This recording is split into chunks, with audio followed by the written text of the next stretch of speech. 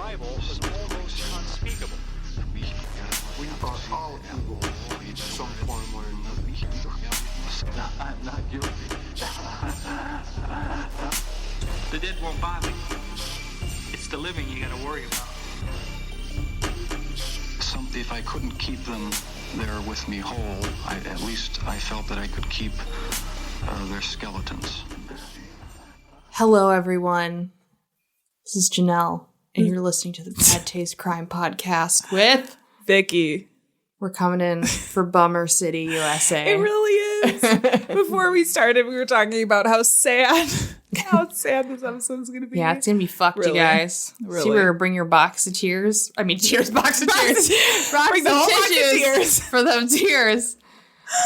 But also, maybe some boots to go stomp on people because you're filled with rage. If this is your first time listening, I'm real sorry. Yeah, maybe you should listen to something else first and then come back. This is going to be a real heavy episode. I'm just going to say it straight out off the top. So you can listen to the news and then peace out if you want. But or you could say you might learn something. That's our main goal. Yeah. So we're going to head over to the newsroom now, I think. Yep. Okay. Let's Box go. of tears in the newsroom. Unfit to breathe, our food is unfit to eat. We sit watching our TVs while some local newscaster tells us that today we had 15 homicides and 63 violent crimes, as if that's the way it's supposed to be. We know things are bad, worse than bad. So our news this week comes from South Carolina. God. This is straight from CNN. CNN. So a 6-year-old man strangled a woman and was attempting to bury her in the backyard of their South Carolina home. But while he was in the process of burying her, he suffered a cardiac event and died. Instant karma. So police responded to the home for an unresponsive man lying in his yard. Never mind the body. His name, it was buried, but so he actually did finish it. Well, it was it sounded to me like it was a hole that was not all the way full, but the body was all the way buried. Okay. So the man was identified as Joseph McKinnon. Natural causes are what they're thinking. Yeah, all that effort that he exerted digging a fucking hole. When they looked into the pit, they found the remains of 65-year-old Patricia Dent, who also lived at the home. They are saying it does appear that she died of foul play. You don't say. Yeah. He wasn't just trying to get out of a funeral charge, right? Yeah. No. Nope. This is directly from the article, quote, an investigation led deputies to believe McKinnon attacked Dent inside their home. The release said deputies and McKinnon then bound and wrapped her in trash bags before putting her in the previously dug pit in the yard. And then, had the cardiac event and just keeled over and died. So good. So good. So fine. I guess the world evened out. And fuck you too. Yes. Is what happened. We're going to move on to Netflix and Kill, which this week is Hulu, coming at you live from Hulu. Mm-hmm. We're going to talk about Captive Audience. Okay. Okay. I have not quite watched this yet, so I know you were on it. Yeah. You were waiting. So this is a 3-part documentary series that looks at the case of Steven Stayner, a case that we have talked about extensively on the show. Sure did. He was kidnapped from his home at 7 years old and then later returned to his family at the age of 14. Allegedly. No. He allegedly returned. Didn't they think it was somebody else? No. Was that a different case? That was a different case. Okay, just kidding. That was Just kidding. The chicken coop murderers? I don't know. Yeah. There was another case where they thought it was somebody else or it was another kid. Yeah. Anyway, so he was returned to his family at age 14 and then had to learn how to live at home again amongst this media frenzy. The Stayners were again in the public eye in 1999 when Steven's older brother, Kerry, was arrested for the murder of 4 women around Yosemite National Park, which we also discussed on the show. Covered that. So what did you think? It was a fucking tragedy. Yes. It was so sad to watch. Yeah. But also, Okay. they brought back all the people who did the made-for-TV movie. I saw this. And can I just say the guy who played him is still hot? Oh. My God. I had such a massive crush on that my particular God. actor. I was like, oh, he's still hot. Yeah, they had them read the transcripts from the audio recording interviews that Okay. the director did before making the movie. Oh, wow. And the people who were in the movie read as the people they acted as. And it Oh was my God. fucking intense. Yeah. And it, like, the one main actor guy whose name I always fucking forget. I just call him Hottie McHotface. And Jesus. he doesn't need a name because he's just a face. No. He was, like, reading the transcripts and he's like, this is gut-wrenching. Because he was a kid. Yeah. He was a child actor for this. So, like, when Right. you're a child actor, you don't really get a say in what you're doing. Yeah. Yeah. So he was like, this is, like, heartbreaking. Mm-hmm. It's like, yeah, dude. Yeah. Yeah. It really is. It's a real fucked up story. Steven Stayner is no longer alive. He died in an in accident. the motorcycle crash. right? Yeah. Mhm. And so, you know, I saw they also talk about his kids not really getting to know like their father. Because he died when they were young. Yeah, yeah. And so it looks I'm very much looking forward to it. I am planning on good. watching it. It is. You better bring your box of tears. Yeah. Okay. So I need to be emotionally ready, is Yes, what you're it saying. is Hopefully it's a really light hard. therapy week. Like Yeah. I Don't haven't- do it if you need to process things. Oh my God. So that is Captive Audience on Hulu. Check it out. This is that part of the show where we say content might not be appropriate for all listeners. This week, we are talking about some really horrific crimes. It's going to be very triggering for some people. Yes. And we will be talking about definitely some sensitive subjects, I would Yes, say. very sensitive subject. But if you're in a good place to listen, it's worth a listen. Because what are we talking about, Janelle? Especially after what happened yesterday as of this recording in the Oh news. my God. Yeah. I didn't even think about that because I started doing this before that. But anyway, we're going to talk about hate crimes. Yeah. For reference, we're recording this the day after the shooting in Milwaukee. No, No. not that one. No. The one shooting in New York. Buffalo. New York. Yeah. Not There's that one. There is a shooting in Milwaukee yesterday, Yeah, too. we're talking. I was talking about the yes. shooting in the grocery store in Buffalo Yeah. of the self-proclaimed anti-Semite racist. Yeah. Yeah, straight up. Literally had the N-word on his gun. So that's cool. Yep. We researched and we're planning this before that, but it just goes to show you hate crimes Hate crimes. still fucking happening. And no, it's not domestic terrorism, you fucking cocksucker. It's a hate crime. Yeah. Also terrorism. I think it's both. I mean, it is I do think it's terrorizing. both. I think it's both. But the news uses that to de-escalate it so that it doesn't seem as serious as it is, because it's not a hate crime unless someone's lynched, right? That's what people say. Nope. Sorry. Wrong. No. Mine is going to talk a little bit about what the definition of a hate crime is and Okay. how it can be interpreted. It's going to be a music-heavy episode. Okay. So prepare yourself. All right. Because I first came across this case when I was young punk rock teenage Janelle. Oh, boy. We're going to see the anarchist, Janelle. We are. I mean, the anarchist Janelle never left. She Yeah, just sure. morphed. She started wearing less black. The anniversary of this crime has been memorialized in punk rock circles for decades now, which is terrifying to think about. We're going to peek at a case that challenged the notions of what a hate crime was and is. And this is going to be about the murder of Brian Dennehy. So I'm going to start with a song of a band you may know, Oh? Dropkick Murphys. Oh. I do know them. And I'll tell you why this is a music-heavy episode in a moment. Okay. Enjoy. The lyrics might be hard to hear.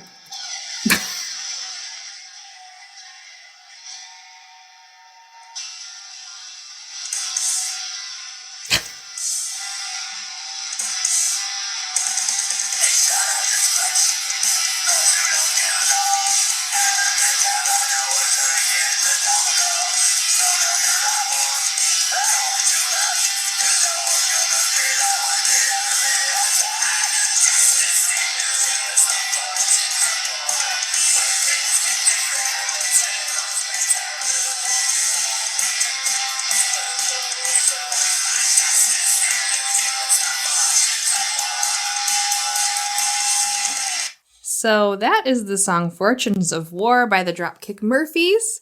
And it's one of a very long list of songs that were made about this case after it happened that we'll hear a little bit more from another band later. And I will give you the playlist if you want to listen to it. It talks a lot about the case itself, but also just the overreaching ideologies about hate crimes and, the way that a lot of punks are viewed in a larger society. Gotcha. So, we're going to go to 1997, Amarillo, Texas. Okay. So, fucking Texas, y'all. Texas. If you're not familiar, I'm going to give you a little demographic information about Amarillo so that we can kind of better understand the overall reaching ideas of what's happening here. Amarillo is in the panhandle of Texas, closest to the border of Oklahoma. So the worst part of Texas. Yeah. It's heavy into agricultural and meat packing as a business. And just to give you some demographic info so you can understand the makeup of Amarillo itself, 23.3% of adults aged 25 and older have obtained a bachelor's degree. Okay. 85% have obtained a high school diploma or equivalent. Okay. So lower numbers than the national average in terms of education. Okay. In terms of demographics for the actual area, 53.5 non-Hispanic white, 6.8 Black or African American, 0.8% American Indian, Alaskan Native, 4.1% Asian, 5% two or more races, and 33% Hispanic. So we're talking about a predominantly white population in an area that is actually usually more Hispanic than that. Yeah. So lots of whiteys. Okay. It is also nicknamed the Bomb City. This is due to the nuclear weapons assembly plant in Amarillo, Texas. Oh, good Lord. So we are walking into an area with limited educated people, very white, highly racist, extremely blue collar, and pretty much a dystopia. Oh, God. So perfect. This is terrifying. For punk music. This sounds horrible. It is. This area was full on good old boy culture. Oh, God. We are talking kids who were raised on football, who said that they're going to be football players and only pay attention to college if it's through a football scholarship. Gotcha. As in any town, you will always have those who are oppositional to this. It's a homogenous existence. You're all white people, all the same families, nothing's different. So that's going to breed outsider culture, right? Because you're going to want to push against that kind of homogeny. This town in particular had a large-ish punk population. I say that because they also lumped in metalheads and goths into this, which is pretty hilarious. It's all the same, right? They all wear black. It's fine. But it's not. It is totally not. The punk crew had quite a few young men and women who were aged 16 to 19 years old. So that was the general group of people that hung out together. Some of them were dropouts. Some of them squatted in local abandoned houses. Most of them were runaways, and a few of them were connected to band culture in the area and started bands. There would be house shows in basements and backyards, which often got busted up by cops. So, like, paralleling my existence. Yeah. Yeah. Like, so hard. One of those kids was 17-year-old Brian Deneke. He was a transplant from Kansas who grew up in Amarillo. He dropped out of high school at 16, but then went on to get his GED. Shortly after, he moved out of his parents' home and into an apartment above a club and made ends meet washing dishes at a place called the Catfish Shack. Okay. He was a singer of a punk band called the White Slave Traders. And I know, epic, right? Very punk. That's a very, like, classic punk name. Right? We're gonna trade slaves that are white. And he hung out with all of his friends at backyard shows, drinking and having fun. He loved to skateboard, and his standard look included a mohawk that was often dyed blue or green. He had the classic collar, the leather jacket. There's an interview that I watched that they had with his brother where he brought out his jacket and showed the kid that was interviewing him his, like, artistic abilities. And it was sweet and sad at the very same time. And also very reminiscent of the jacket that I made when I was 16 in high school. You literally, like, described the exact image I had in my head of what this guy looked like, for real. He looked like every person I dated from 17 to 18. Yeah. I know who that was. Well, not every person, Well, but not like every half person, the but people yeah. I dated. Yeah. And then I was like, I need to stop having a type. And then I just dated all these randos. So he was kind of self-sufficient. He was very classic punk rock, but he was also an artist. He actually participated in the art installation called Dynamite Museum. This project was funded by Stanley Marshall III, who was the owner and the artist of the Cadillac Ranch. So if you're very familiar with the spray-painted Cadillacs, Yes. that was that guy. Also, might do an episode on that guy sometime because he's a fucking pedophile. Yeah. So, but the Dynamite Museum, it was a project that sought to blow up the idea of what a museum is by taking right? Dynamite City, Bomb City. Oh, God. So they were taking these road signs, painting them, and placing them all over Amarillo, Texas, where it forced you to go into all of these different locations to view the art. So not having it centralized, not being in a very standard kind of that's kind of cool. sanitized white existence of a museum. It's really, it's something that I really enjoy and have done a lot of research on about taking art out of like the sanitized kind of rich world of museums and galleries. So it's still up and you can view it. So if you do ever go to Amarillo, Texas, there's some outside of Amarillo too. Yeah. If you're passing through, check it out. It's really cool. Nice. So Brian and his brother were two of the artists in the collective who painted and installed them. Like I said, they're all over the place. There's a really cool picture of a bunch of them in Amarillo where they're like one after the other in a row. So it's really interesting. The Southwest art installation scene was really, really wild at the time, and I enjoy it. There's so many weird fucking things to see in Texas, Arizona, and New Mexico. Yeah. So they were just, wild punk kiddos creating chaos and art, very near and dear to my heart.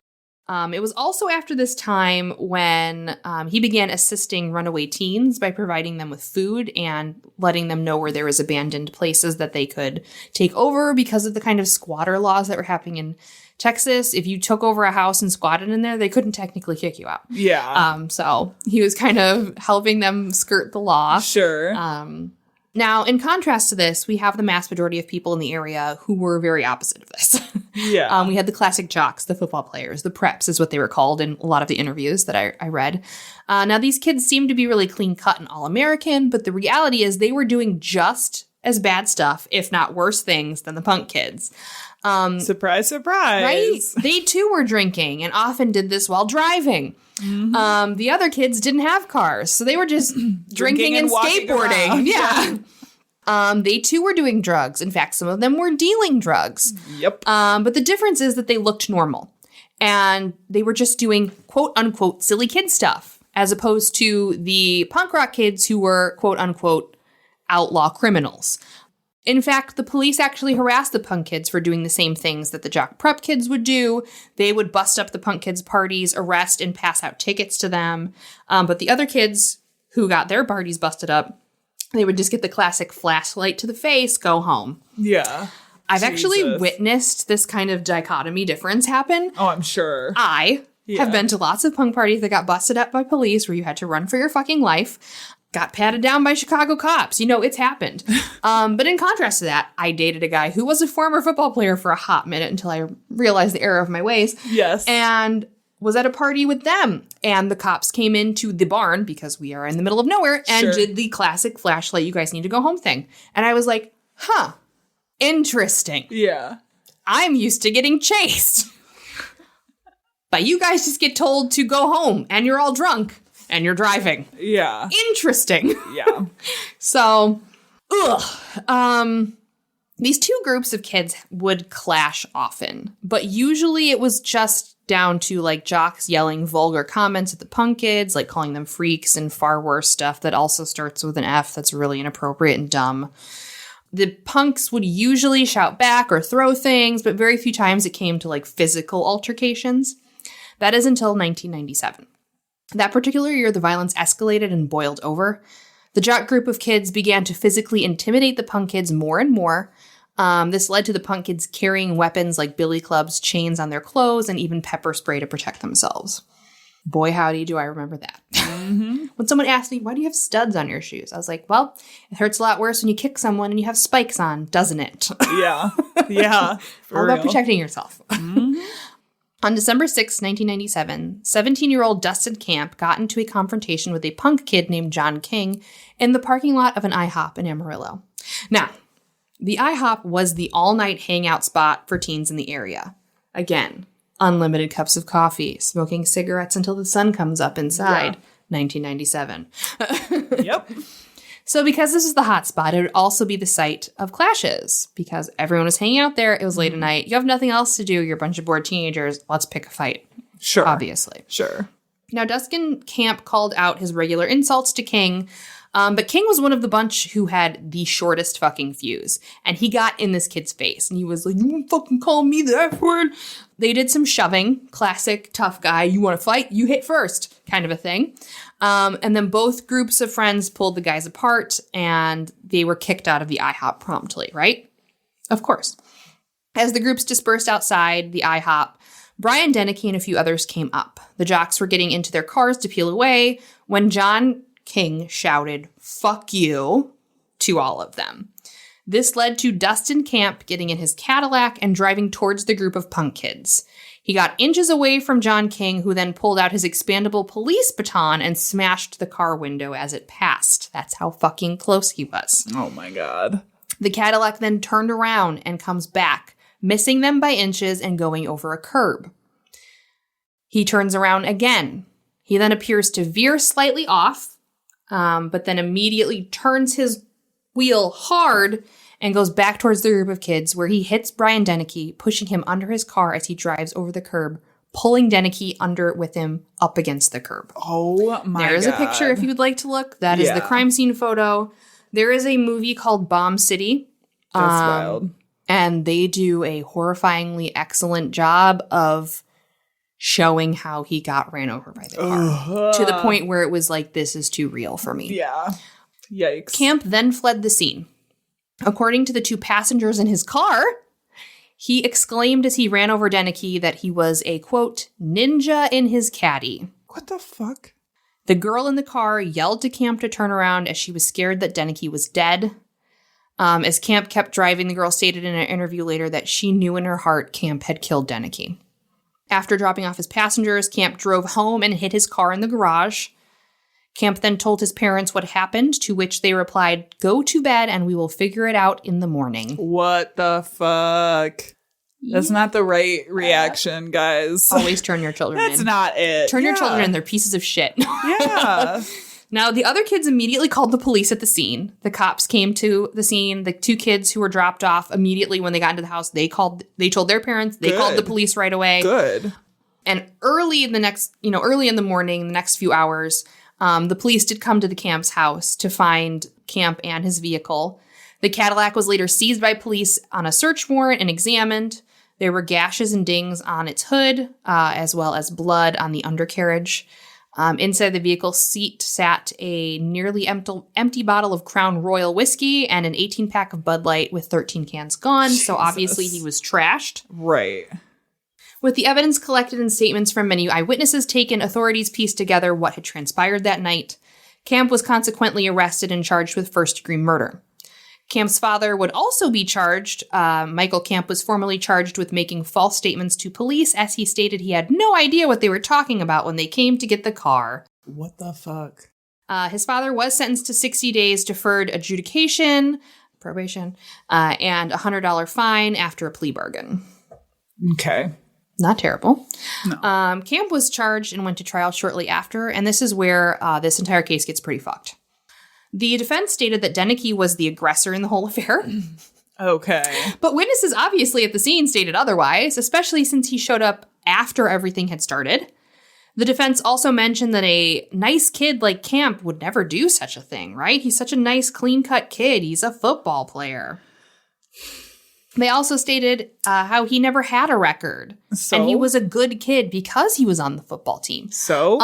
I just want to tell you that I know so many football players and baseball players and basketball players who are alcoholics, drug addicts, rapists. Have fucking anger management issues. Yeah. Like, just literally. overall fuckboys. Also, there comes a point where, like, okay, so when you're talking about the legal aspect of things, right?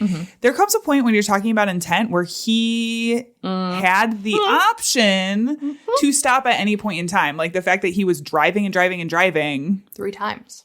3 passes. Yes. Like at any point, there was definitely multiple times at any point in that he could have stopped and didn't. So like that speaks a lot to intent too. Exactly. Jesus. Jesus. The defense also stated that the other kids were goons and thugs, and so they deserved what they got. Oh, that's okay. What? They were basically trying to paint it as self-defense. Okay. No. Which is fucking insane, because how can a person in a fucking car be threatened by a boy on the street who had no weapons? Yeah. Yeah. Self-defense. Fucking Texas and their self-defense. God. The witnesses in the car were also called, and they discussed Camp's remarks, even adding that he stated, "I bet he liked that," after he drove away. After he said, "I'm a ninja in my caddy." God. The jury verdict came back, and they stated that Camp had acted recklessly rather than with intent, and found Camp guilty of only voluntary manslaughter. That's kind of surprising. It is. Because I feel like intent There's a whole lot of is definitely intent there. Yeah. Oh, yeah.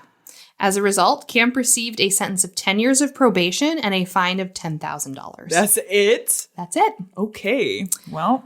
This created a huge rift within the community as the sentence was extremely light. When interviewed, jurors said that the kid deserved a second chance. But what about the child that he murdered? Yeah, no kidding. Now, there is somewhat of a happy ending. In this particular instance, Camp would go on to immediately violate his probation. Okay. Because I feel like at that point, he's like, I'm invincible. Like, they cannot. Yeah. I got off easy. I can do whatever I want. On June 16th, 2001, he was charged with underage drinking, evading arrest, leaving a residence past court-appointed curfew. Okay. Hitting all the marks. Yeah. And in September, he was sentenced to 8 years in jail for violating that probation. Camp wound up serving only 5 years and was released in 2006 with parole. This parole was set to expire in 2009, for which I found no additional updates or information on him. Okay. So I'm assuming that he didn't go on to murder more people or violate. That's good, I guess. In 1999 and during the early 2000s, the case was the subject of multiple shows and documentaries such as Dateline NBC, 2020, to name a few. In 2001, the case was brought up by Marilyn Manson at the Disinfo conference while addressing the issues of causes of youth violence. If you're not familiar, this is also when Columbine was happening. And they threw both of these events together in a discussion. Oh my God. Also, Because the guys who were at Columbine also had a thing against the jocks and were also persecuted. yeah. I mean, also Marilyn Manson. Is a rapist. Yeah, he's probably. But I'm just he's saying. big time problematic. He but talked yes, yeah. quite a bit about this case, and he's like, it has nothing to do with the kids' reactions and everything to do with what caused those reactions. Yeah. Sure. Anyway, the conflict between the jocks and the punks in the city had also been compared to widespread social divisions in the Columbine High School. Academic articles had mentioned Brian's case briefly while arguing to expand the definition of bias crimes beyond religion, sexuality, and racial groupings. So this is where we talk about why they were trying to pull it into hate crime. Now, during the trial, the district attorney made several attempts to argue that this was a hate crime. Now, a little background on hate crime is it was enacted in Congress in 1968. So hate crimes weren't a thing until 1968, guys. Yep. That was the first federal hate crime case statute. The 1968 statute made it a crime to use or threaten to use force to willfully interfere with any person because of race, color, religion, or national origin, and because the person is participating in a federally protected activities, such as public education, employment, jury service, travel, or enjoyment of public accommodations, or helping others to do so. So that's a confusing end there. So if the person is doing things in public education, employment, jury service, travel, or enjoyment of public accommodations, or helping a person to do so. That's broad. Yeah. So it can be used. Yeah. In 1988, protections on the basis of familial status and disability were added. And in 1996, Congress passed the Church Arson Prevention Act. And under this act, it is a crime to deface, damage, or destroy religious property or interfere with a person's practice in situations affecting interstate commerce. The act also bars defacing, damaging, or destroying religious property because of the race, color, or ethnicity of the persons associated with the property. Mm-hmm. In 2009, Congress passed the President Obama signed Matthew Shepard and James Byrd Jr. Hate Crime Prevention Acts. It expanded the federal definition of hate crimes, enhancing the legal toolkit available in prosecutors, which increased the ability for federal law enforcement to support, state or local partners. That is another big issue with hate crimes is the federal jurisdiction versus state or local jurisdictions. Yeah. This law removed the then existing jurisdictional obstacles. They often ran into these issues, especially when it came to race or religion motivated violence. Yeah. They also kind of added additional federal protections based on gender, disability, gender identity, and sexual orientation because of the Matthew Shepard. Okay, so two things. One, we'll talk about this later. And yours. And more extensively, Yes. yeah. But also, it only kind of eliminated some of the jurisdictional issues because we're still talking about federal versus state. So, it's complicated. It's very complicated. And it always has been. Every case we talk about, even state to state, we can't fucking get it together. Yes, yeah. Before the Civil Rights Division prosecutes a hate crime, the Attorney General or someone the Attorney General designates must certify in writing that it meets these requirements. The state does not have jurisdiction. The state has requested that the federal government assumes jurisdiction. The verdict or sentence obtained pursuant to state charges did not demonstratively vindicate the federal interest in eradicating bias-motivated violence. That is a fucking mouthful. And a prosecution by the United States in the public interest and necessary to secure substantial justice. So, how does that fucking relate to what I'm talking about? They wanted to push this case further past the state of Texas to get the hate crime included in there. But because Texas, that wasn't going to happen. Yeah. And because white on white child, they were like, it's fine. But they were persecuting these group of teens based upon the way in which they lived. You could say that they were poor and they would be discriminated against because of poverty. A lot of things could have been said and argued and weren't because Texas did not allow it to happen. Yeah. They wanted to also kind of persecute him under the conspiracy against rights, which makes it unlawful for two or more persons to conspire to injure, threaten, or intimidate a person in any state, territory, or district in the free exercise or enjoyment of any right or privilege secured to him or her by the Constitution or the laws of the U.S. So they also tried to kind of pull that in and argue that. Again, fucking Texas. All of these things were dismissed. The judge was like, no, to the hell no, to the hell no on all of this stuff. So they couldn't pull in hate crime even though they kept arguing it. And I'm kind of a little surprised they didn't take it to the Supreme Court or try to move past it to kind of open a broader discussion about it because this case still comes up. People still talk about it. Yeah. The judge in Camp's case denied all of these attempts. He just was absolutely like, he's a good kid. He needs a second chance and didn't look at the broader scope of the issue. Every year since Brian Dennehy's murder, kids in the community hold concerts and place memorials. And this has become nationwide after Columbine. And there's still discussions to this day of whether or not the ideas about or laws regarding hate crimes and even the use of conspiracy against rights should be broadened. Yeah. Which look where we are right now. They're trying to take away abortion. Like, hello. Yeah. All of these things are connected. But there's want to throw up. Oh, yeah. Sorry, keep going. No, it's fine. We're going to end with some music to soothe your soul or increase your rage. Several prominent punk bands made songs about this incident and the hostility towards people who are different. I want to end with the song from Total Chaos, just so you can hear some lyrics. They do pull in the news reports in the intro of the song, so that'll give you another idea of how this case was being played out in the news media and the effects that it had on it and the outcome.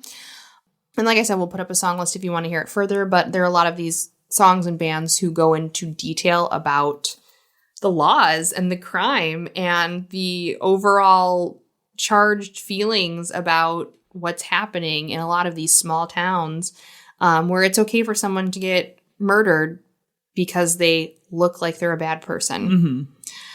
So we're going to play the Total Chaos song. It's called A Punk Killed, Murdered. Brian Dennehy was run over and killed by 16-year-old Dustin. Brian Dennehy dressed like a punk rocker. He wore a spiked dog collar and had a mohawk haircut. Dustin was the captain of the high school football team. The killing occurred during a fight between the punks and a group called the Preps, which included the children of some of Amarillo's wealthiest citizens. Last summer, after a week-long trial, Dustin was convicted of manslaughter. But instead of going to prison, he was put on probation and allowed to go free. Free. Sorry, it does that for a long time, so I'm going to skip over it. It goes, like, for 5 minutes, and I'm like, nope.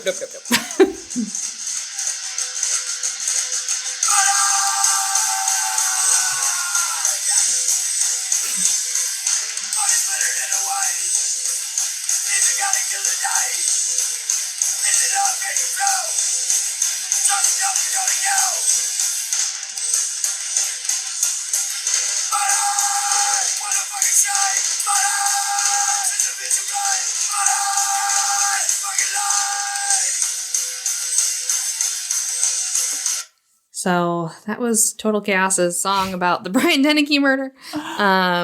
You can listen to all of that. Fantastic. There's like fucking 12 songs on this list about this in particular. And like I said, there are still bands and concerts and memorials to this particular crime because of the effects that it had on people. If you've ever watched the movie Suburbia from the 80s, which was right before this, it also depicts kids squatting in a house after they've been kicked out or moved out or left because of abuse, sexual abuse, all of these things that are happening to these kids that cause this kind of reaction to turn to this music and to turn to this like street lifestyle. But I would recommend watching that and the movie Bomb City to get a better idea of the case.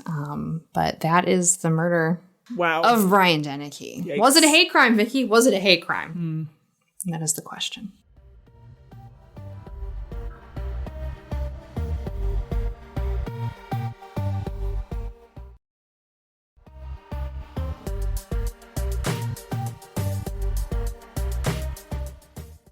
So, we do not typically cover big cases, but I couldn't help myself. Yeah. I mean, when it comes to hate crimes, you know. So when I was in college, I went to, interestingly enough, a Lutheran college. Very interesting. Yeah. Because one of the years we did a play called The Laramie Project, which is about the Matthew Shepard case that you mentioned earlier. Mm-hmm. So when you brought up that we were doing this topic, it was the first thing that came to mind because so for that show, I ran the lights. I was a tech person. Mm-hmm. And I remember that being the first time that I really learned about the incident because... Oh, really? Yes. I remember when it happened. Because, I would have been 8 or 9 years old. Mm-hmm. You know what I mean? I think I was just a little too young for that to be... I started watching the news and listening to NPR way too fucking early for a child. It was definitely just a little out of my grasp of I don't even, I literally do not remember seeing anything about it or hearing about it until really I was in college and learned about this whole big event, which was awful. We're going to talk about it. I remember seeing it on fucking MTV News. That's where I saw it first, which shouldn't be watching MTV at 12, but you know. Right, yeah. But before we dive into that story, because I think it is an important story for people to know, I do want to talk about, since we were just discussing hate crime laws in the United States, I want to talk for a second conflated. about this interesting chart that I found on one of the on justice.org or justice.gov, Department of Justice.gov. So they have this whole section in regards to hate crime laws because really now, I would say since the 90s, essentially, is when the hate crime laws kind of started gaining more steam. Weirdly enough, after the Civil Rights Act was signed in the 60s. The 60s. Anyway. So above this chart says federal laws protect against certain crimes motivated by the protected classes, right? Race, color, national origin, religion, sexual orientation, gender identity, and disability. First of all, as you pointed out, this was not always the case. It used to be race, color, national origin, and religion. That was it. And even then, however, as you also mentioned, someone can straight up say they're an anti-Semite and they're like, nope, it's fine. Yes. As you mentioned earlier, Sorry, I'm just no, filled with it's rage. okay. The laws vary state to state, which is something I find really interesting. So I found this chart. Interesting or fucking mortifying? Both. I found this chart that was, let me see, it was updated May 9th, 2022. Oh boy, okay. I can tell you that there are 2 states in the United States that still have 0 laws regarding hate crimes. Can you tell me what those states are? Okay. If you think real long and hard about it, you could probably guess, but I'm I'm curious. gonna say Florida, No. Mississippi, No. Texas. No. Is it the South? Yes. Okay. It's the South. Yeah. Kind of. So it's South Carolina Okay. That's a little surprising. and Wyoming, Wyoming. which will be even more. We'll talk a little You bit more in don't say. depth about that later. There are some states who only have, like Arkansas, I found really interesting. They have a hate crime law pertaining to one thing, and that is religion. Not surprised. I just finished a class where we had to research Confederate monuments in states. Arkansas and Texas were real big problems. Yeah. So also South Carolina. I'm What- happy what do to you know? say that Illinois has generally pretty strong hate crime laws, except for gender identity. But I'll also say, like, gender identity is a newer. relatively newer thing, Yeah. and it does take a long time to get that. I wish it wasn't that way, but, like, it does. So We're not too bad when No. it comes to that in terms of state laws. There are lots of worse Arkansas, places. just Texas. one. Texas. Okay, let me look at Fucking Texas. Florida. here. I just got a magnificent shirt that says "Say Gay" on it. Texas has all but gender identity. And Florida, let's look, has all but gender identity and gender, sex. Yeah, Yeah, cool. they're the ones who are saying "Don't say I gay." know. So are you fucking surprised? And I'm sure know. that'll change within the next couple of months because primaries. Yeah, but also they're realizing it doesn't mean the things they thought it means. Like, Yep. which is also hilarious. We could get on top. We're gonna save that Old conversation white for men another who time. Don't understand the Yeah. youths is what we'll call it. Yes. So my point being is it's not consistent across all states. Federal laws really only apply when it crosses state borders. But I did want to talk about the Matthew Shepard case because it is such a turning point, It's a really. landmark case. Yeah. And it had such a big effect on the hate crime laws in the country. So And if you're thinking about it, this is coming right on the heels of all of the AIDS problems too. Yes. So it's just like one thing after another. yeah. It really was like this time in history where things culminated like in such a way that it was almost like the perfect environment for legislation like that to be brought up. We'll get to that. Yes, we're getting too excited. Okay. So Matthew Shepard was born in 1976 to Judy and Dennis Shepard. He was the older of 2 children, but had a very close relationship with his younger brother, Logan. Shepard's childhood was relatively happy. They do kind of talk about some teasing because he was like kind of a small kid, like, and wasn't super athletic. So, you know, he got picked on a little bit for that, but it didn't seem like it was anything when he was young, like too Standard too kind of bad. kid Yes. bullying. Yeah. Shepard was described as a friendly kid who took an early interest in politics. Dennis Shepard, his dad, was employed by Saudi Aramco as an oil rig inspector. And so while he was able to attend high school in Casper, his junior year, he actually went to the American school in Switzerland because there wasn't like an American high school in Saudi Arabia. So he went to what a fun time, right. Switzerland. Yeah. So he He went to the school in Switzerland and then returned to the U.S. to attend the University of Wyoming at Laramie to study foreign relations, languages, and political science. And his parents stayed back in Saudi Arabia. They were just living there. In 2018, Judy and Dennis Shepard did an interview with ABC News in which they described their son's future plans. Quote, his goal was to work for the State Department to try to bring the same privileges and rights he thought he had in America to other countries. Very altruistic, I think. Yeah. Also a little bit of foreshadowing. Yes. Yeah. In a very dark way. They also spoke to Dennis and Judy about Matthew's coming out. He had called his mom Judy over the phone and said, this is what the interview said, quote, he said, Mom, I'm gay. And I said, what took you so long to tell me? She recalled, rejection was not ever an issue in our family, end quote. So I love those stories so much. I know. It's duh. We know. Yeah. Honey. It's fine. So it was a very accepting, loving family environment. So by the time he was in college, Shepard was living an openly gay life. There was this incident that happened while he was in Morocco on a school trip.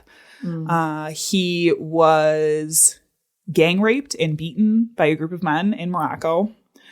And when he returned after the attack, he obviously became super depressed, had suicidal ideation. He did spend some time in various mental hospitals just trying to it was a really damaging thing.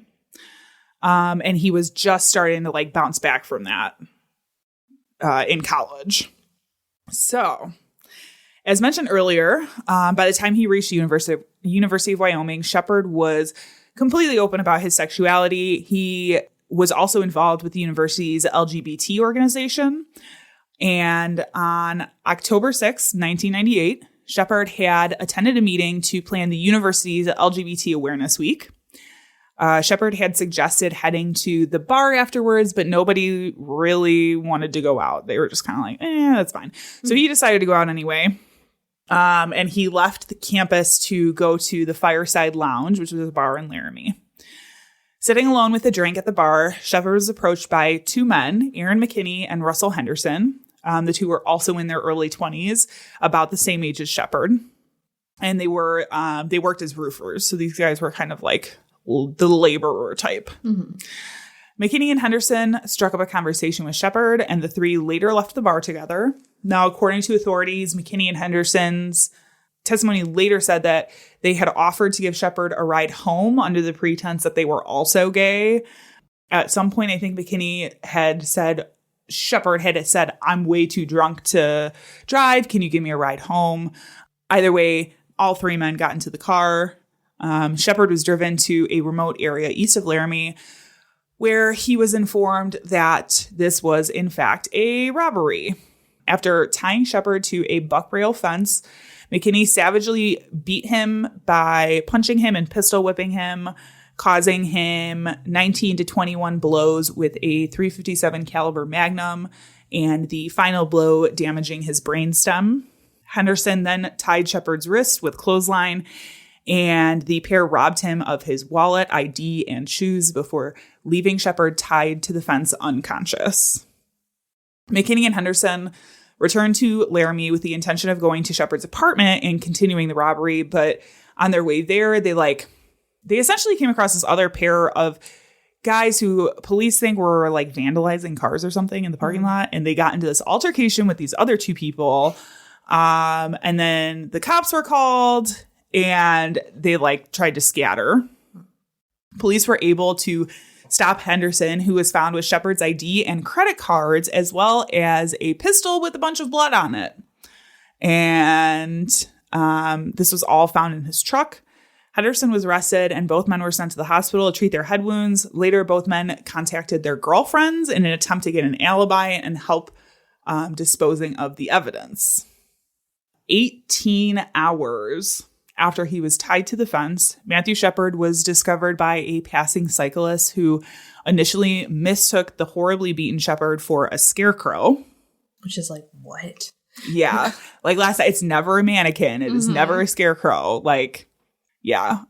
Once he realized that it was actually a person, He obviously called 911, and emergency vehicles rushed to the scene where they found a barely alive Shepard. He was rushed to the hospital where it was determined he suffered from a crushed brainstem as well as 4 skull fractures. His face was almost completely unrecognizable. It was soon determined that his skull fractures were so bad that he needed to be transported to a hospital in Colorado where he was put into the intensive care unit. Now, Dennis and Judy Shepard were, they did get in touch with his parents and they rushed home, but, obviously they were still in Saudi Arabia. That's not like, just hop in a whole ass day. Yes. Yeah. It's not like an easy trip. They have to take all these flights and it's a long trip. So they rushed home as quick as they could. And they were able to spend Matthew Shepard's final days together. He never regained consciousness though. Ultimately dying from his injuries on October 12th, 1998. Now, by this point, police had obviously made the connection to McKinney and Henderson, who were in custody awaiting. So they essentially booked them for like robbery and kidnapping. But once they got the news that Shepard had passed in the hospital, immediately those charges were upgraded to murder, obviously, felony murder and kidnapping. And now during their police interviews, McKinney and Henderson claimed they had gone to the bathroom and agreed to lure Shepard by telling him they were gay, and that the violence started after Shepard put his hand on McKinney's knee. They both made several comments to the authorities that amounted to a homophobic motive. Now, the reaction to this crime was like massive on every single side of the issue. There were obvious cries for like tougher hate crime legislation. It's worth lots of protests. Yeah, it's worth reminding everyone again, like Wyoming had 0 hate crime laws at the time. The federal hate crime laws did not cover gender or sexuality. So something needed to be done. At Shepard's funeral on October 16th, what I think I can easily say is the nation's most hated Christian group, the Westboro Baptist Church, Yes. Showed up with anti-gay signs, including such hits as God hates F words, Matt in hell, and no special laws for F words. Like, y'all, they literally, it's... I've never supported too much. domestic terrorism, It's but too much. I will say Fred Phelps is dead now, Yeah. and the church they're still out there doing their antics, but they are not having as big an impact as they did when he was alive. So anyway, the moment, it was kind of a beautiful moment though, because they had these friends of Matthew Shepard who came to the funeral dressed as angels with these huge like PVC pipe wings to essentially block out the protesters from the funeral. It was beautiful. I remember seeing pictures of that. Yeah. And honestly, it's something that they've done later. They did the same thing at the Pulse nightclub shooting. Then they did the same thing then as like this kind of tribute to Matthew Shepard. And because it was obviously then like a fucking hate crime as well. Yeah. And people came out to fucking protest the memorials. Like, yeah. If you want to protest, like, protest is your right, but don't fucking do it at someone's funeral or a memorial. Yeah, these are the same people who were like, don't protest on our place of worship. I was just talking to my mom about this the other day. So infuriating. Anyway. This is why I believe in anarchy. Church and state can go fuck off. No kidding. So Henderson resolved his case first by taking a plea deal in 1999. In order to avoid the death sentence, Henderson pled guilty to murder and kidnapping, receiving 2 life sentences. McKinney went to trial later in the year where his defense team opted for the gay panic defense. Oh, this old chestnut. Yeah. Something that was quickly rejected by the judge. So if you're unfamiliar, gay panic is a mechanism to explain a defendant's actions, essentially blaming someone's sexual orientation for your violent reaction. I'm pretty sure when you're a kid, they teach you, like, just because someone calls you a name doesn't mean you need to react. Yeah. The sticks and stones may break your bones. Yeah. Yeah. And it really is like putting the onus on the person that you attack. Like, well, it's their fault. Yeah. They're gay. Just Like they're when the they ones say, that are gay. Well, why'd she wear that? She Yes. deserves it, kind of a thing. Yeah. It's fucking disgusting. I also want to point out that this, although it was rejected in this case by the judge as a defense, this is still like a legal defense mechanism. It's not necessarily meant to explain the whole thing, but more of like an element of a defense to prove other things, right? So Yeah. I just want to point out this is still legal in most states as Lots a of defense fucked up stuff are still legal. mechanism. Yeah. I don't know that people really use it anymore because I cannot imagine the backlash if someone tried to use gay panic as a defense now. But it's still out there. Yep. So just so everyone knows and is aware. So instead, McKinney's defense team managed to strike a deal with prosecutors for consecutive life sentences and an agreement that McKinney wouldn't speak to the media, something he did not stick to, because I will be talking about an interview that he did with the media here in a minute. Oh, yes. Do I remember? Both men are still in prison in Wyoming somewhere. Their girlfriends, Kristen Price and Chastity Paisley, were convicted for disposing of evidence and fabricating alibis also. Okay. Which is a little shocking. Yeah? Yeah. Why? Because Wyoming. Yeah, And that's they're true. women, That's you and they're know? women. I feel like, oh, they were just doing what the men told them to Oh, do. God. Yeah. So I'm a little surprised. So I do think in order to cover this properly, there is some other claims that I am obligated to talk about. Okay. So there are some claims that began surfacing around 2004 that Shepard's murder was not actually motivated by homophobia, but instead was a drug-related crime. So both McKinney and Henderson were reportedly involved with the methamphetamine folks. They had originally planned to rob a drug dealer of thousands of dollars of meth, but they never got around to it and instead decided to rob Shepard. So this is from... Which could have been an initial thing. Right. But then it still could turn into a hate crime. Yeah. So... So this is a quote from it was a 2020 interview with McKinney. Like I said, he totally accepted his plea bargain. Anyway, quote, asked directly whether he targeted and attacked Shepard because he was gay, McKinney told Vargs, "No, I did not. I would say it wasn't a hate crime. All I wanted to do was beat him up and rob him," end quote. People also claim it wasn't the first time Shepard had met McKinney, and the two sort of like ran in the same party circles. So the connection is like Shepard was starting to bounce back from this depression from this attack in Morocco. His friends were really worried that like because of these horrible events that he had kind of gotten into the drug scene. So there's reports of that. And if you're thinking about where they're at, the only option is like meth. Right, right. I will also say in the same 2020 interview, they asked former police commander and Judy Shepard what they thought of these claims. This is what they said, quote, "I really don't think he was in an amphetamine-induced rage when this happened. I don't buy it at all," O'Malley said. "I feel comfortable in my own heart that they did what they did to Matt because they had hatred toward him for being gay," he said. Shepard's mother, Judy, also said she doesn't buy into theories that the attack was primarily driven by drugs and money rather than hatred of her son's homosexuality. "I'm just not buying into that. There were a lot of things going on that night, and hate was one of them. And they murdered my son ultimately. Anything else we found out just doesn't change the fact," she said.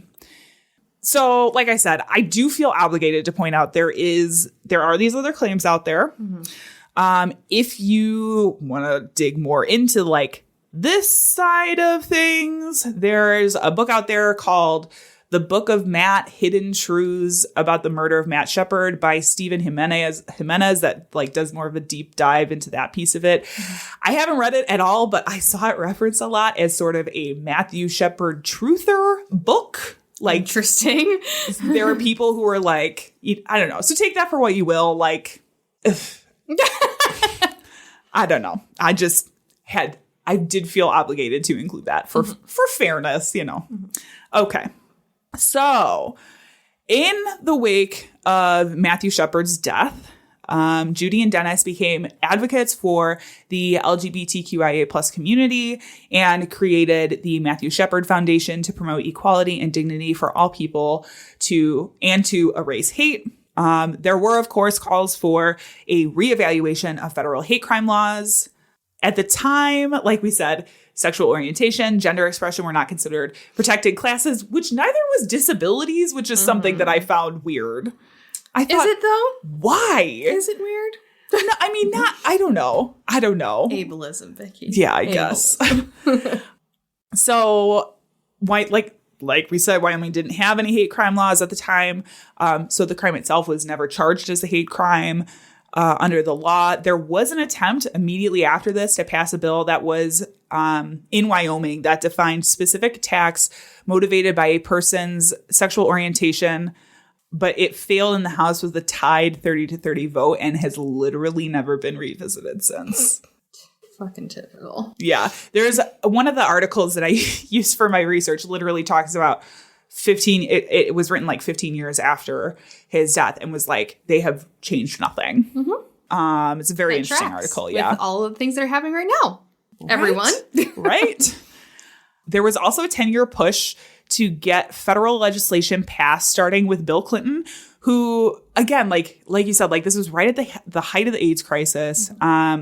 This happened literally months after Bill Clinton had admitted to having an affair with Monica Lewinsky. Like there was a lot going on in the world. So they tried to get this legislation passed. By the time it got into Congress, we were now in the George Bush administration, who pretty much was like, I'm going to veto that if it comes up. But then more criminal.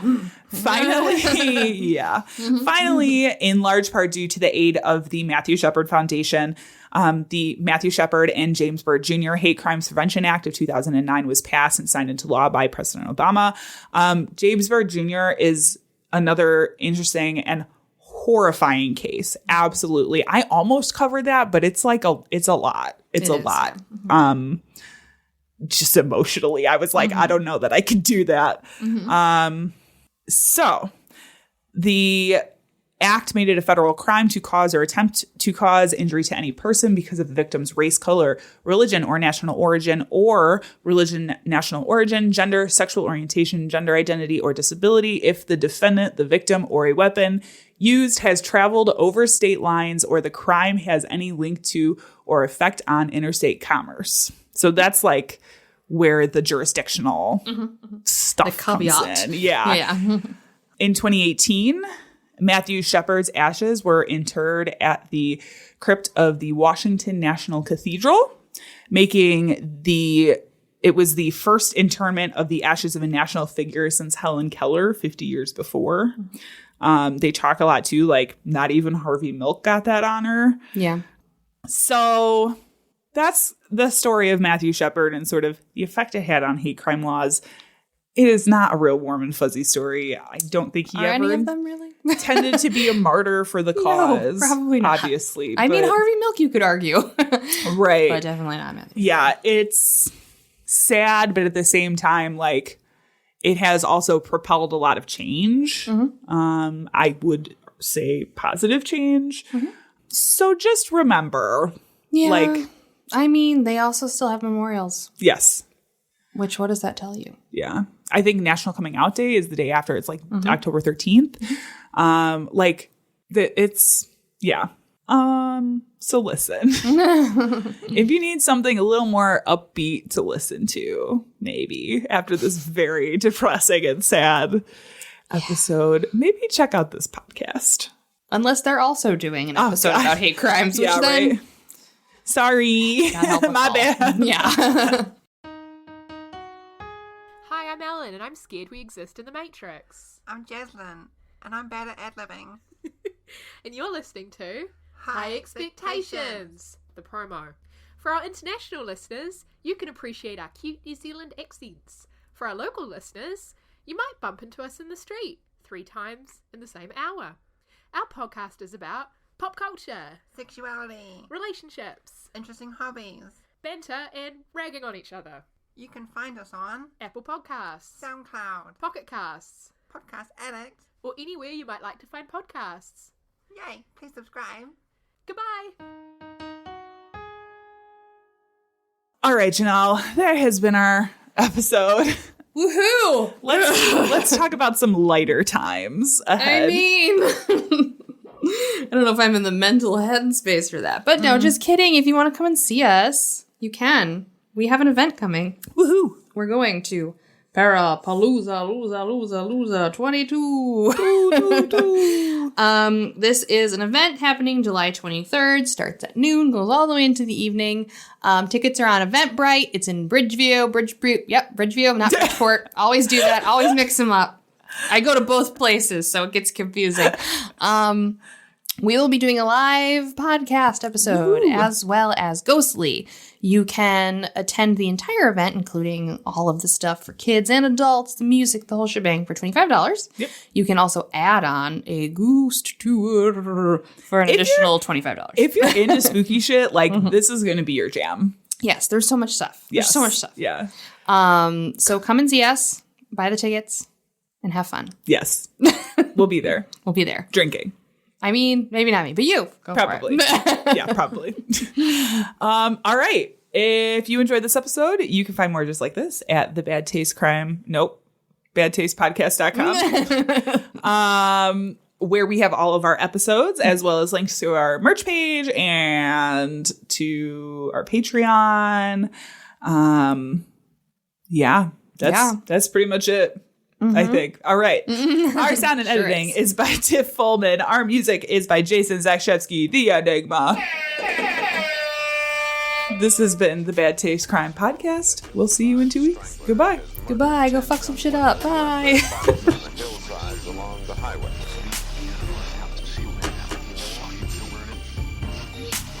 It was as if a wave of evil washed over this town. We are all evil in some form or another. I haven't had to use my remote yet. Let's give us some applause on the way out. Yeah. Woo-hoo.